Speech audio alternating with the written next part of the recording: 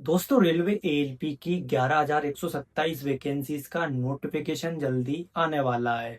लाखों कैंडिडेट्स इसमें अप्लाई करेंगे, लेकिन काफ़ी सारे स्टूडेंट्स के डाउट ही क्लियर नहीं होते हैं और वो फॉर्म अप्लाई भी कर देते हैं, लेकिन बाद में जाके उनका फॉर्म रिजेक्ट हो जाता है। तो चलिए आज जानते हैं कि रेलवे में एएलपी बनने के लिए आपकी क्या क्वालिफिकेशन होना चाहिए, इसके एप्लीकेशंस कब से स्टार्ट होंगे, सिलेक्शन प्रोसेस क्या रहेगा, सिलेबस क्या रहेगा, एग्जाम का पैटर्न क्या रहेगा और रेलवे में एएलपी अगर आप बन जाते हो तो आपका वर्क काम क्या रहेगा।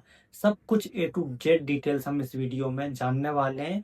अप्लाई करने वाले हो तो इस वीडियो को देखकर ही अप्लाई करना, अदरवाइज आपका काफी नुकसान हो सकता है। तो स्वागत है आप सभी का कर्म मार्ग पर। मैं हूं कृष्णा। चलिए डिकोड करते हैं रेलवे एएलपी की इस वैकेंसी को। देखिए, सबसे पहले हम ओवरऑल वैकेंसी की डिटेल्स को जानेंगे। देखिए, एएलपी की इस वैकेंसी के लिए शॉर्ट नोटिफिकेशन आपका मार्च में रिलीज हो चुका था।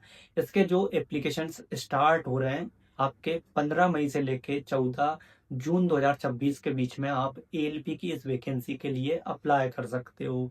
वैकेंसी की इंफॉर्मेशन दूं तो 11,127 आपकी टोटल सभी जोन को मिलाकर वैकेंसीज रहने वाली है, यानी कि अलग अलग जोन वाइज वैकेंसीज कम ज़्यादा रहेंगी।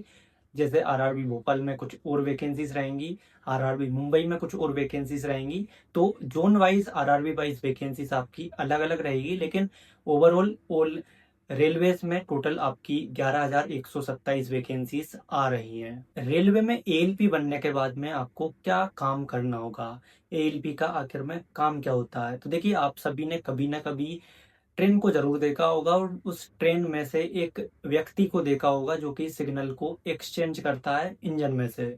तो उसी को बोला जाता है रेलवे में असिस्टेंट लोको पायलट, यानी कि लोको पायलट का असिस्टेंट। जो भी लोको पायलट उसको निर्देश देंगे, असिस्टेंट लोको पायलट को वो काम करना होगा। पूरी ट्रेन किस तरीके से मूवमेंट कर रही है, कोई भी ट्रेन में गड़बड़ी तो नहीं है, ये सब जानकारी एक एएलपी को रखनी होती है। इसके अलावा लोको पायलट का जो काम करने का तरीका है वो किस टाइप का है, उसका बिहेवियर कैसा है, लोको पायलट सही से काम कर भी रहा है या फिर नहीं कर रहा है, ये सब कुछ एक एएलपी को देखना पड़ता है। यानी कि ओवरऑल लोको पायलट का असिस्टेंट होता है, और अगर ट्रेन में कभी भी कुछ भी दिक्कत होती है, इमरजेंसी होती है, तो एएलपी उस चीज का रिस्पॉन्सिबल होता है कि उस चीज को वो किस तरीके से हैंडल करेगा। ये एक एएलपी का वर्क होता है। धीरे धीरे जब आप एक्सपीरियंस्ड होते जाओगे, कुछ सालों बाद आपको भी लोको पायलट बना दिया जाएगा, लेकिन डायरेक्ट लोको पायलट कभी किसी को नहीं बनाया जाता है। सबसे पहले आपका एएलपी में सिलेक्शन होगा, गुड्स ट्रेन में, मालगाड़ी में। उसके बाद में आपको पैसेंजर मेल में भेजा जाएगा, जहां पर आप असिस्टेंट लोको पायलट बने रहोगे। फिर उसके बाद में धीरे धीरे आपको गुड्स ट्रेन का लोको पायलट बनाया जाएगा, और फिर उसके बाद में मेल पैसेंजर एक्सप्रेस ट्रेन का लोको पायलट बनाया जाता है। यानी कि बहुत ही ज्यादा लंबी जर्नी है ये। तो चलिए डिटेल्ड में जानते हैं एक एक रेलवे एएलपी के पॉइंट्स को। सबसे पहले हम बात करेंगे क्वालिफिकेशन की, जो कि बहुत सारे स्टूडेंट्स का ये डाउट होता है। तो देखिए, रेलवे में असिस्टेंट लोको पायलट की जो ये वैकेंसी आ रही है, इसमें अप्लाई करने के लिए मिनिमम 10th पास तो होना चाहिए, ठीक है। 10th पास के साथ में आपके पास में कोई भी एक टेक्निकल डिग्री, डिप्लोमा या फिर आईटीआई का सर्टिफिकेट होना चाहिए। देखिए, आप इसको इस तरीके से समझिए कि यहाँ पर 12th का कोई काम नहीं है। अगर आपने 10th की है, उसके बाद 12th कर दी और उसके बाद में फिर आईटीआई, डिप्लोमा या बीटेक किया है, तो भी आप अप्लाई करेंगे तो 10th और जो आपकी टेक्निकल डिग्री है उसी के आधार पर आप अप्लाई कर पाएंगे। यानी 12th का यहाँ पे कोई काम नहीं है। अगर आपने 12th नहीं भी की है, 10th की है और कोई टेक्निकल डिग्री आपके पास में है, तो आप इसमें एलिजिबल हैं। देखिए, जैसे आपने 10th कर ली, हम 3 सीन बनाते हैं यहाँ पर। सबसे पहले आपने 10th कर ली, उसके बाद में 12th कर ली और उसके बाद में आपने कोई भी एक डिग्री ले ली, आईटीआई, डिप्लोमा या जो भी है, ठीक है। तो आप इस केस में अप्लाई कर सकते हैं, कोई भी दिक्कत नहीं है। सेकंड केस हम बनाते हैं कि आपने 10th कर ली और उसके बाद में 12th नहीं की, डायरेक्ट इनमें से जैसे आईटीआई कर लिया, क्योंकि 10th के बाद आईटीआई होता है। तो अगर आपने 10th कर ली, आईटीआई कर लिया, तो भी आप इसके लिए एलिजिबल हैं। देखिए, 10th के बाद अगर आपने आईटीआई के अलावा रेलवे से ही अप्रेंटिसशिप कर लिया, जो एलिजिबल ट्रेड्स हैं उनसे, तो भी आप इसमें अप्लाई कर सकते हैं। लेकिन यहाँ पर ये पॉसिबल नहीं है। क्यों? क्योंकि देखिए, अप्रेंटिसशिप अगर आपने किया है तो आपने आईटीआई किया होगा, क्योंकि आईटीआई बेस पर ही रेलवे में अप्रेंटिसशिप की जाती है। तो सीधा सा मतलब यही है कि आपने 10th की है, उसके बाद में आपने ITI किया, तो आप बिल्कुल एलिजिबल हैं। अब ऐसा नहीं है कि इनके सभी ट्रेड्स एलिजिबल हैं, इस पर भी मैं डिटेल्ड में बात करूंगा। और इसके अलावा एक चांस ये है कि आपने 10th कर ली, 12th कर ली, उसके बाद में डिप्लोमा या फिर बीटेक आपने कर लिया, तो भी आप इसमें एलिजिबल हैं, बिल्कुल अप्लाई कर सकते हैं। अब ITI के जो ट्रेड्स हैं उनमें काफ़ी अलग अलग ट्रेड्स हैं। ITI के मोस्टली जितने भी जो मैकेनिकल या फिर आप कह लीजिए कि टेक्निकल ट्रेड्स हैं, वो सभी यहाँ पर एलिजिबल होते हैं। जैसे ITI के मोस्टली जितने भी ट्रेड्स हैं जो कि टेक्निकल बैकग्राउंड के हैं, सभी यहाँ पर एलिजिबल होते हैं। जैसे इलेक्ट्रिशियन, मैकेनिक, इसके अलावा डीजल मैकेनिक, टर्नर, मतलब मोस्टली जितने भी ITI के ट्रेड्स हैं सभी एलिजिबल हैं अगर आपका टेक्निकल जो ITI का सर्टिफिकेट है तो।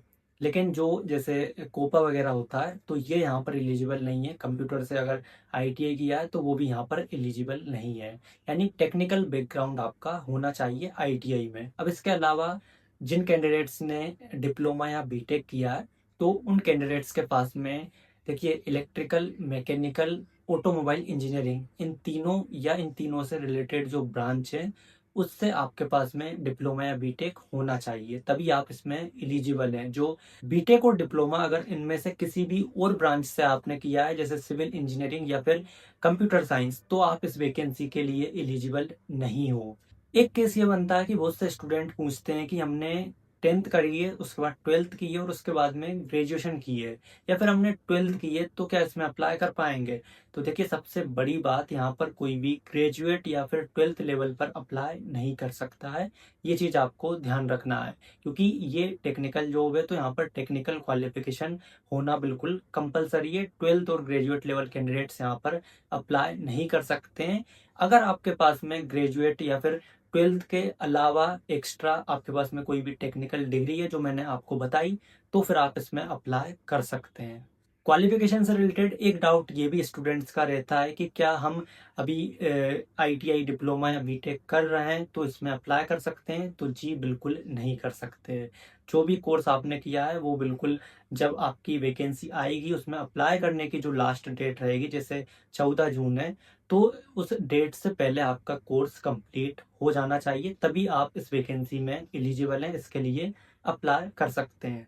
क्वालिफिकेशन से रिलेटेड आपके सारे डाउट्स मैंने क्लियर कर दिए हैं। क्वालिफिकेशन का अब आपका शायद एक भी डाउट नहीं बचना चाहिए। अगर फिर भी कोई डाउट रहता है तो मुझे बताना कमेंट बॉक्स में, मैं ज़रूर से उसका रिप्लाई करूंगा। इसके अलावा बात करते हैं एज लिमिट की। तो RRB ALP में अप्लाई करने के लिए जो आपकी एज लिमिट है 18 से 30 साल के बीच में होना चाहिए। अब ये जनरल कैंडिडेट्स के लिए है। इसके अलावा जो OBC कैंडिडेट हैं उनको 3 साल का रिलैक्सेशन मिल जाएगा। वहीं SC ST कैटेगरी के जो कैंडिडेट्स हैं उन सभी को 5 साल का रिलैक्सेशन यहाँ पर दिया जाता है। इसके साथ ही फॉर्म फी की भी बात कर लेते हैं, कितने का ऑनलाइन पेमेंट आपको करना होगा इसमें अप्लाई करने के लिए। तो देखिए जनरल और OBC कैंडिडेट्स के लिए यहाँ पर 500 रुपये फी रखी गई है, जिसमें से अगर आप CBT 1 एग्जाम दे देते हो तो 400 रुपये आपको फी रिफंड कर दी जाएगी। वहीं जो SC ST और फीमेल कैंडिडेट्स हैं इन सभी के लिए यहाँ पर 250 रुपये फॉर्म फी है, और अगर आप CBT 1 एग्जाम दे देते हो तो 250 के 250 आपको रिफंड कर दी जाएगी। देखिए अब सबसे इम्पोर्टेंट पॉइंट, इसमें अप्लाई करने के बाद में आपको किस किस एग्जाम से गुजरना होगा तब जाके आप ALP बनेंगे, और क्या आपका एग्जाम पैटर्न यहाँ पर रहने वाला है, सब कुछ डिटेल्ड में जानते हैं। देखिए सबसे पहले बात करते हैं, यहाँ पर आपका CBT 1 एग्जाम होगा, ठीक है। उसके बाद में आपका CBT 2 होगा जिसमें 2 पार्ट होते हैं, सबको हम डिटेल्ड में समझेंगे। उसके बाद में फिर आपका साइको टेस्ट होगा, फिर आपका डॉक्यूमेंट वेरिफिकेशन होगा, और फिर आपका मेडिकल टेस्ट लिया जाएगा। इन सभी को डिटेल्ड में समझते हैं। तो देखिए जो आपका CBT 1 एग्जाम होगा ये आपका क्वालिफाइंग नेचर का रहेगा, यानी इसमें आपको क्वालिफाई करना है, जितने भी वैकेंसीज हैं उससे 15 गुना कैंडिडेट्स को यहाँ पर क्वालिफाई किया जाता है। यानी CBT 1 एग्जाम में आपके क्वेश्चंस की बात कर लेते हैं, तो सबसे पहले मैथमेटिक्स से आपके 20 क्वेश्चंस पूछे जाएंगे, रीजनिंग से आपके 25 क्वेश्चंस पूछे जाएंगे, जर्नल साइंस से आपके 20 क्वेश्चंस पूछे जाएंगे, और जर्नल अवेयरनेस करंट अफेयर्स से आपके 10 क्वेश्चंस पूछे जाएंगे। हालांकि ये ट्रेंड अभी ऊपर नीचे होता रहता है, क्योंकि अभी ALP का जो एग्जाम हुआ था उसमें साइंस के बिल्कुल कम क्वेश्चंस आए थे, तो ये ऊपर नीचे हो सकता है, लेकिन ओवरऑल आपका वेटेज यही रहता है क्वेश्चंस का। इसमें 60 मिनट का समय आपको मिलता है और 75 क्वेश्चंस आपके यहाँ पर रहते हैं, जिसमें से आपका सीबीटी 1 अगर आप क्वालिफाई कर लेते हैं तब जाके आप सीबीटी 2 के लिए एलिजिबल होते हैं, तब आप उसका एग्जाम दे पाएंगे। एएलपी के सीबीटी 2 एग्जाम को समझते हैं, किस तरीके का ये एग्जाम होता है। काफी सारे स्टूडेंट्स यहाँ पर कंफ्यूज्ड होते हैं। तो देखिए, आपका जो सीबीटी 2 एग्जाम होगा इसमें आपके दो पार्ट होते हैं, पार्ट ए और पार्ट बी। अब जो आपका पार्ट ए होता है, यहाँ पर आपके mathematics, reasoning, basic science and engineering, इससे 100 क्वेश्चंस पूछे जाते हैं। इसका वेटेज मैं आपको लगभग लगभग बता सकता हूँ, क्योंकि ऊपर नीचे हो सकता है, लेकिन बेसिक साइंस एंड इंजीनियरिंग से आपके 50 क्वेश्चंस और मैथमेटिक्स रीजनिंग से 50 क्वेश्चंस, यानी टोटल 100 नंबर का आपका ये पार्ट ए रहता है, जिसमें 90 मिनट का आपको समय मिलता है। अब देखिए, इससे तो आपकी बनती है merit list, final merit list जो साइको टेस्ट के लिए बनती है, वो इसी से बनती है, पार्ट ए से। लेकिन इसके साथ ही आपका तुरंत एक पार्ट बी भी होता है, जो कि ट्रेड टेस्ट होता है। यहाँ पर आपके ट्रेड से रिलेटेड जो भी ट्रेड आप सेलेक्ट करेंगे, जैसे इलेक्ट्रिशियन या फिर डीजल मैकेनिक, फीटर, इन सब से रिलेटेड आपके जो भी आप चूज करेंगे उससे रिलेटेड क्वेश्चंस पूछे जाएंगे, जिसमें 75 क्वेश्चंस आपके रहते हैं। 60 मिनट, 1 घंटे का समय आपको यहाँ मिलता है, यानी 60 मिनट में आपको ये 75 क्वेश्चंस करना है। अब ये जो एग्जाम आपका होता है पार्ट बी, ये सिर्फ क्वालिफाइंग नेचर का होता है। पार्ट बी में आपके 35% मार्क्स होना चाहिए, यानी अगर आप देख लीजिए, जैसे सीबीटी 1 एग्जाम में आप बिल्कुल टॉप भी कर जाते हैं और पार्ट बी में अगर आप फेल कर जाते हैं ट्रेड टेस्ट में, तो आप इस वैकेंसी से यहीं पे बाहर हो जाएंगे। लेकिन अगर आप पार्ट ए में भी अच्छा परफॉर्म कर जाते हैं और पार्ट बी जो ट्रेड टेस्ट है उसमें भी अच्छा परफॉर्म कर जाते हैं, तो फिर आपका साइको टेस्ट में नंबर आ सकता है। यानी कि सीबीटी 2 के पार्ट ए से तो आपकी मेरिट लिस्ट बनेगी, और सीबीटी 2 का जो पार्ट बी है, ट्रेड टेस्ट, इसको क्वालिफाई करना कंपलसरी है। अब जो भी कैंडिडेट्स यहाँ से निकलेंगे, जो भी इसके बाद में साइको टेस्ट के लिए एलिजिबल होंगे, उनका फिर यहाँ पर साइको टेस्ट लिया जाता है। साइको टेस्ट से भी मैं आपको बता देता हूँ कि देखिए, जो अब आपका सीबीटी 2 एग्जाम हुआ था, इसके 70% मार्क, और जो आपका साइको टेस्ट होगा इसमें जितने भी नंबर आएंगे उसके 30% मार्क, यानी सीबीटी 2 के पार्ट ए से 70% और साइको टेस्ट से 30%, इन दोनों को ऐड करके फिर आपकी एक फाइनल मेरिट लिस्ट तैयार होती है डॉक्यूमेंट वेरिफिकेशन और मेडिकल के लिए। यानी कि इतनी लंबी प्रोसेस से आपको निकलना होगा अगर आप रेलवे में एएलपी बनना चाहते हो, ट्रेन चलाना चाहते हो। तो सबसे पहले सीबीटी 1, फिर सीबीटी 2 के दो पार्ट, फिर उसके बाद में साइको टेस्ट, और उसके बाद में डॉक्यूमेंट वेरिफिकेशन, एंड देन फिर मेडिकल, और उसके बाद में आप बन जाओगे भारतीय रेलवे में असिस्टेंट लोको पायलट। देखिए, जब आप एएलपी बन जाओगे तो उसके बाद में आपको पहली सैलरी कितनी मिलेगी, ये भी आपका डाउट क्लियर कर देता हूँ। तो देखिए, एएलपी बनने के बाद में आपकी जो इन हैंड सैलरी है वो लगभग 35 से 40 हजार स्टार्टिंग में आराम से बन जाएगी। यानी ये अलग अलग जोन वाइज डिपेंड करती है, क्योंकि कहाँ पर कितनी ट्रेनें चल रही हैं, आपकी ड्यूटी कितनी लग रही है, इस सब पे डिपेंड करता है। लेवल 2 के अंडर में आते हैं, यानी एएलपी की जो जॉब है लेवल 2 के अंडर में आती है, जिसका बेसिक पे है 19,900 रुपये, लेकिन इन हैंड सैलरी आपकी 35-40 हजार आराम से बन जाएगी स्टार्टिंग, और बाद में तो फिर 1 लाख से ऊपर आराम से निकल जाएगी जब आप लोको पायलट बनोगे पैसेंजर ट्रेन के। अब बात करते हैं इसके सिलेबस की और स्ट्रेटेजी की। क्या आपका सिलेबस रहेगा, क्या स्ट्रेटेजी आपकी होनी चाहिए। तो देखिए, 10th लेवल का जो भी आपका सिलेबस है, मैथमेटिक्स, रीजनिंग, जर्नल साइंस, इसके अलावा जीके एंड करंट अफेयर्स, ये सभी आपसे पूछा जाता है। जो ट्रेड का सिलेबस है वो आपका आईटीआई लेवल का रहेगा। टॉपिक्स हैं, इनको बिल्कुल गूगल से सर्च कर सकते हैं, जो नोटिफिकेशन आएगा उसमें आपको बिल्कुल सारे टॉपिक्स कवर मिलेंगे कि कौन कौन से टॉपिक यहाँ पर रहते हैं। ओवरऑल जितने भी टॉपिक होते हैं मैथमेटिक्स, रीजनिंग और जर्नल साइंस के सारे आपके यहाँ पर आते हैं एग्जाम में, उनसे क्वेश्चन पूछे जाते हैं। तो ये गोल्डन चांस है उन सभी स्टूडेंट्स के लिए जो कि रेलवे में एएलपी बनना चाहते हैं और अपने सपने को साकार करना चाहते हैं। लेकिन आपको अपनी स्ट्रेटेजी पर काम करना होगा, क्योंकि पिछली बार का ट्रेंड आपने देखा होगा कि एएलपी की कट ऑफ कितनी हाई जाने लगी है।